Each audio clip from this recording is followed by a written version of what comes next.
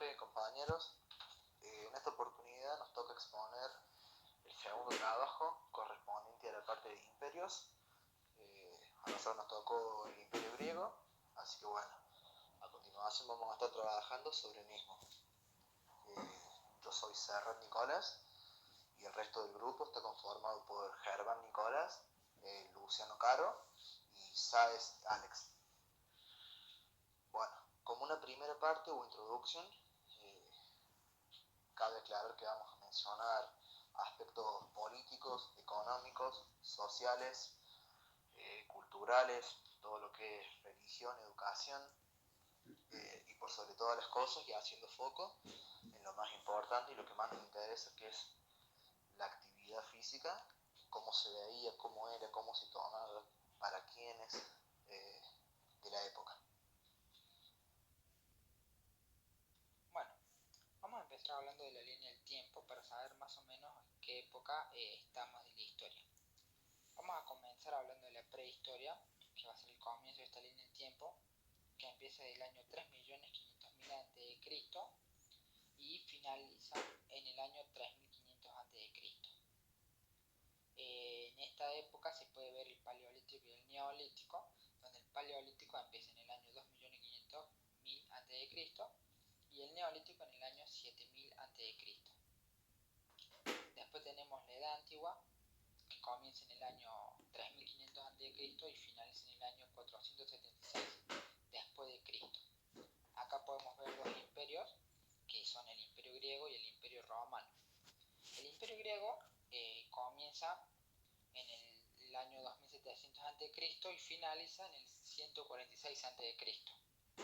Luego después tenemos el Imperio Romano, que comienza en el año 753 a.C. y finaliza en el año 1453 después de Cristo.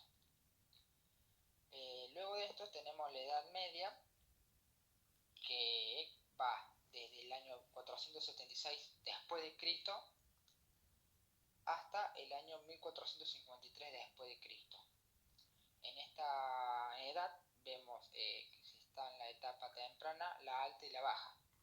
La temprana corresponde al siglo VIII, la alta al siglo XI y la baja al siglo XV.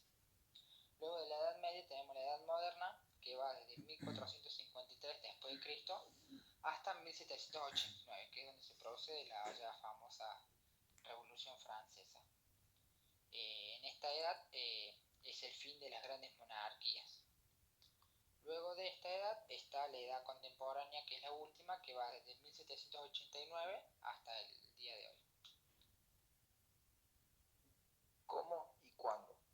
Bueno, como pudimos observar, la Edad Griega fue entre los años 1200 y 146 a.C., donde se destacaron ciudades o estados como Atenas, Esparta, Olimpia, Argos, entre muchas más. Tuvo una gran importancia esta etapa en el Imperio Romano, aportándole formas de gobierno, de economía, entre otros factores, los cuales también luego se dispersaron por toda Europa. Los comienzos de esta civilización, en el año 1200 a.C., se dan cuando los dorios invaden Grecia, derrotando a los micenios. Allí ciudades como Esparta se transforman en las principales fuerzas. En este inicio, la vida era bastante primitiva y sin recursos. Recibe el nombre de Edad Oscura. A partir del siglo VII hasta el siglo VI a.C. se desarrolla lo que conocemos como Edad Arcaica, donde se evoluciona notablemente en todo sentido. Luego de esto se da el apogeo entre las grandes ciudades como Atenas o Esparta, correspondiendo entre el siglo V y IV a.C., donde fueron absorbiendo sus vecinos más débiles, conformándose como las grandes polis de la época. En un principio se organizaban por clanes de familia, luego fueron creciendo hasta transformarse en comunidades separadas por montañas, las cuales finalmente se las denominaría como polis. La forma de gobierno podía variar desde la tiranía hasta la democracia. El fin de este ciclo se da en el 146 a.C., cuando se empezó a debilitar tras la invasión del Imperio Persa, comandado por las fuerzas de Alejandro Magno, y finaliza por ser absorbida y controlada por el Imperio Romano. hablando un poco de las formas de gobierno en la antigua Grecia, referido a esto hacemos referencia a un conjunto de estados que existían, o mejor llamados polis, el cual nunca llegó a unificarse en un solo estado o país sólido. Dichas polis, como mencionamos recién, variaban su forma de mandato. En un comienzo se regía por monarquías, las cuales después evolucionaron a familias aristocráticas, es decir, que eran la nobleza. Las personas a las cuales los griegos consideraban como ciudadanos podían participar en las asambleas, pero no pertenecían a este grupo las mujeres, los niños, los inmigrantes o los esclavos. En estos tiempos había mucha tiranía y desigualdad, ya que el presente y futuro lo decidían solo unos pocos. En la polis de Atenas comenzó la democracia. Cansados de la tiranía, establecieron que todo el pueblo tomaba las decisiones. El poder residía en la asamblea de ciudadanos, la cual votaba propuestas y decidía magistrados. El poder de la asamblea era limitado por el bulé, o también llamado Consejo de Quinteros, por el cual eran elegidos anualmente, al igual que los magistrados. Por otro lado, en la polis de Esparta, era el fiel ejemplo de una sociedad militarizada sumamente autoritaria. Vivían para la guerra y desde muy temprana edad los iban formando para la batalla. Las condiciones de educación, alimentación o higiene eran terriblemente precarias. Se implantaban fuertes castigos a cualquier tipo de falta, por más leve que fuera. Se veía a Esparta como un gran cuartel en el cual se educaba soldados para la guerra. La sociedad era sumamente igualitaria. Bueno, cuando hablamos de la economía de la antigua Grecia, tenemos que destacar que eran comerciantes natos. Esto ha ayudado a su territorio, como en el territorio de la antigua Grecia. Encontramos en el interior muchas montañas, muchos vaivenes, y en la parte que sería exterior, largas costas, en las cuales ellos, tiempo más adelante, se fueron desarrollando en el comercio marítimo. En lo que era más tirando a sus inicios, se les complicaba un poco lo que era la agricultura, justamente por el terreno. Hay que partir de la base de que no es un terreno tan fértil, y por otro lado, la cantidad de colinas y montañas complicaba bastante lo que era la recolección. A medida de que ellos se fueron haciendo más la fama de comerciantes y se fueron dedicando más al asunto, empezaron a tener una demanda demasiado amplia a lo que ellos podían aguantar. Por ende, otro camino y otra fuente económica muy importante de este imperio era la cerámica y todo lo que eran piezas de arte, ya que también daba la casualidad de que eran muy hábiles para todo lo que era artesanía, pinturas y trabajos. También se han encontrado hallazgos y restos de todo lo que era un tema de zapatería, eran avanzados para su época. Y como mencioné anteriormente, no solamente con el tema de la agricultura, sino también con el tema de todos estos artículos mencionados, se hicieron una gran fama de comerciantes y era el punto económico principal de esta cultura. Bueno, ahora vamos a hablar de religión y educación. Sabemos que las religiones politeístas son las religiones que creen en muchos dioses. En el imperio griego no era la excepción, ya que creían en más de un dios. En esta época se puede ver una gran cantidad de criaturas mitológicas en sus relatos, tales como gigantes, centauros o minotauros. Los griegos tenían una historia de cómo sus dioses habían logrado serlo, cómo habían logrado ser dioses, ya sea por sacrificios que habían hecho o por cosas que habían hecho. Historias en las cuales tenían una lección de vida o alguna moraleja. Hablando un poco globalmente de lo que eran los dioses, vamos a hablar de los dioses más importantes, digamos. El primero que encontramos es Zeus, que era el dios del trueno y el rey del Olimpo. Luego está Ares, que era el dios de las batallas, el cual siempre antes de cada guerra recibía promesas o sacrificios. Afrodita estaba relacionada con la fertilidad, el sexo o el amor. Hades era el dios del inframundo, o Poseidón, dios de los mares. O sea, está claro que había un montón más de dioses o semidioses, pero nosotros hablamos un poco para saber de los más importantes. Luego de hablar de esto, vamos a hablar un poco de lo que era la educación ya en la antigua Grecia. En esta época había dos tipos de educación. Uno era el espartano y el otro era el ateniense. El espartano rechazaba las bellas artes y todo lo que no tuviera que ver con la guerra y su preparación. Se enfocaba más que todo en el fortalecimiento del cuerpo y del alma de sus soldados, digamos. Y rechazaba a todas las personas que no estaban aptas para esto, o todas las personas que nacían con alguna deformidad, las que se las denominaba que no eran normales, porque ya que no servían para ser soldados.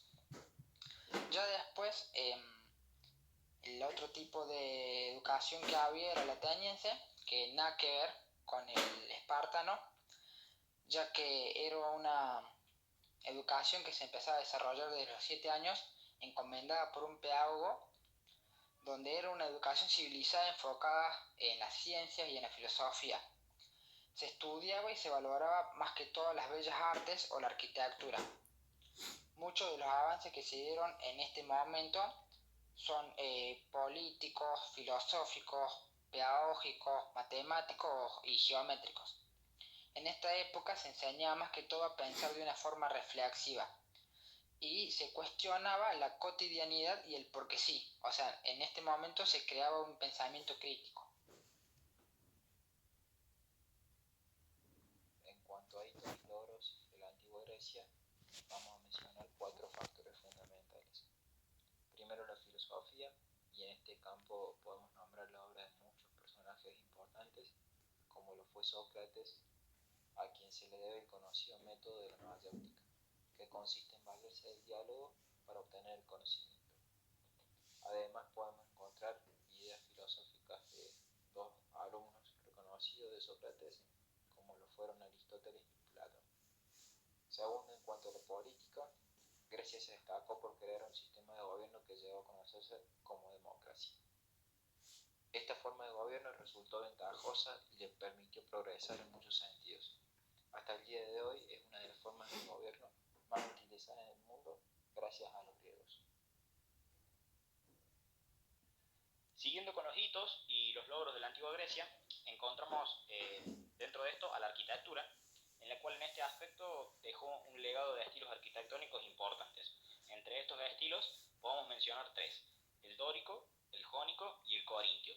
Todos estos se basan en el lugar en el que fueron creados y destacan en muchos de los monumentos edificados a lo largo y ancho de Grecia. Otro de los hitos y logros es la habilidad en batalla. Haciendo foco en algunas polis específicas, se sabe que le dieron mucha importancia al entrenamiento físico y psicológico de los soldados, creando así fuertes guerreros para defender o invadir territorios y riquezas. Bueno, cuando hablamos de la actividad física en la antigua Grecia, tenemos que mencionar que no era una cuestión que ellos tomaran a la ligera como pueblo, como sociedad. Por el contrario, ellos le daban una gran importancia a lo que era la actividad física, por cuestiones como honor, prevenciones médicas, higienistas. Bien, tenemos que decir que la ética y la moral de los sujetos al participar o al ganar estas cuestiones, que después como seríamos como los Juegos Helénicos, prácticamente eran reconocidos como héroes en la ciudad. Bien, recién mencioné lo que eran los Juegos Helénicos. Los Juegos Helénicos provienen del helenismo. ¿Qué fue el helenismo? Fue un periodo de unos aproximados 300 años en el cual se borró todo tipo de fronteras, ya sea cultural, filosóficas, religiosas o de descubrimientos, para la celebración de dichos juegos. Bien, tenemos el caso de los Juegos Olímpicos, que es en lo que nos vamos a centrar, los más destacados, y los que a pesar de los cambios o las transformaciones se mantienen hasta el día de hoy.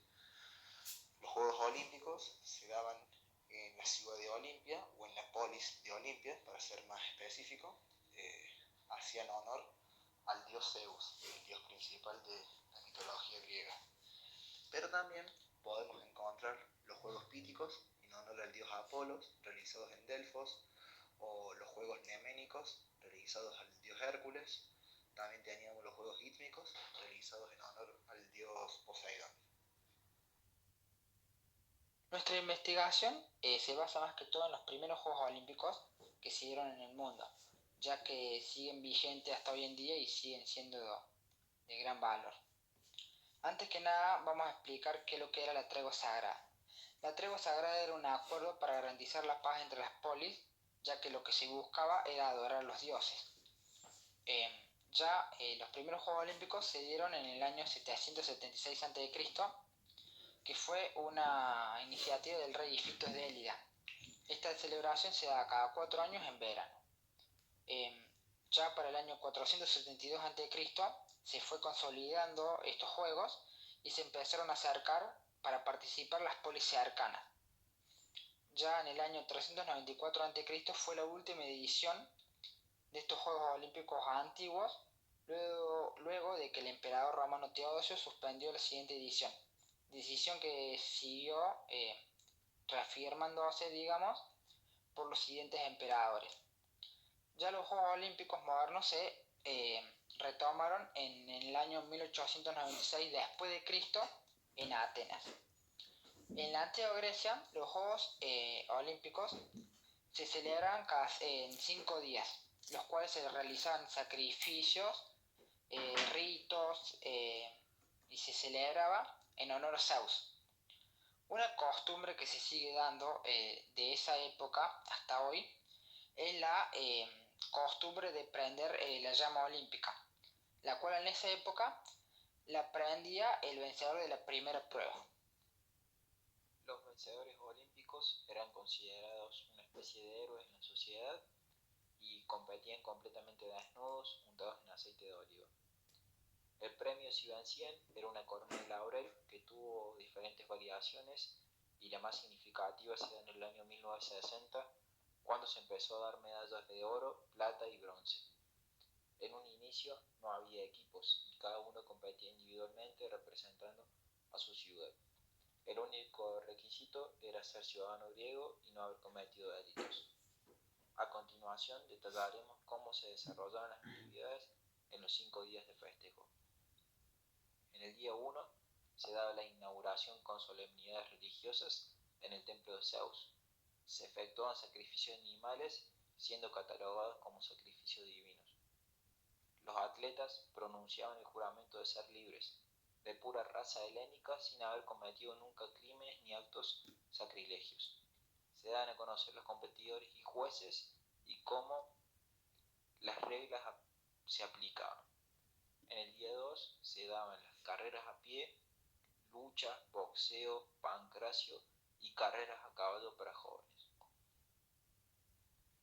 En el día 3 había carreras a pie, lucha, pugilato, pancracio y carreras con armas para hombres. En el día 4, el pentatlón, las carreras de carros y a caballos. En el día 5 había procesiones, sacrificios y banquete a triunfadores. Luego de conocer el diagrama del calendario, pasamos a mencionar más a fondo cada deporte que se realizaba, dentro de los cuales está la carrera de caballo, donde el principal beneficiado era el dueño del animal, la carrera de carros, carrera de velocidad a pie, salto en largo, lanzamiento de jabalina, lanzamiento de disco, lucha, el cual era vencer al rival a través de llaves. El pugilato era la lucha en la cual era vencer al oponente con golpes de puño, una similitud al boxeo. Y pancracio era vencer al rival golpeando todas las partes del cuerpo, lo que hoy podríamos conocer como las artes marciales mixtas.